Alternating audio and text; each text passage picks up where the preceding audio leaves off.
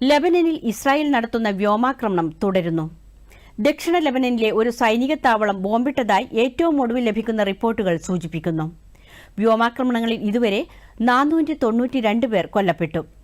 സംഭവത്തിൽ 1000-ലധികം പേർക്ക് പരിക്കേറ്റിട്ടുണ്ട്.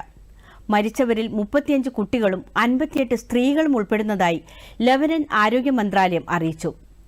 ലെബനനിലെ നിലവിലെ സാഹചര്യത്തിൽ UN secretary general Antonio Guterres ആശങ്ക രേഖപ്പെടുത്തി. മറ്റൊരു ഗാസയായി ലെബനൻ മാറരുതെന്നും ഗുട്ടറസ് പറഞ്ഞു. ജനങ്ങളുടെ സുരക്ഷയ്ക്കായി മേഖലയിലേക്ക് കൂടുതൽ സൈനികരെ നിയോഗിക്കുമെന്നും അമേരിക്ക വ്യക്തമാക്കി.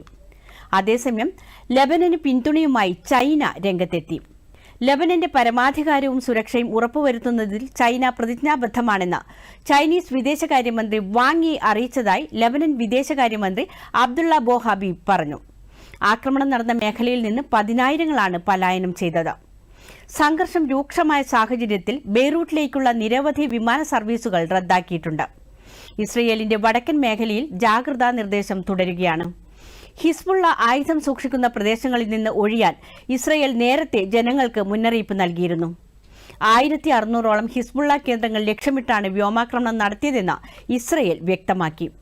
നേരത്തെ സമൂഹമാധ്യമമായ എക്സിലൂടെ ഇസ്രായേൽ പ്രധാനമന്ത്രി ബെഞ്ചമിൻ നെതന്യാഹു പങ്കുവച്ച വീഡിയോയിൽ ഹിസ്ബുള്ള സാധാരണ ജനങ്ങളെ മനുഷ്യകവചമായി ഉപയോഗിക്കുന്നുവെന്ന് ആരോപിച്ചിരുന്നു.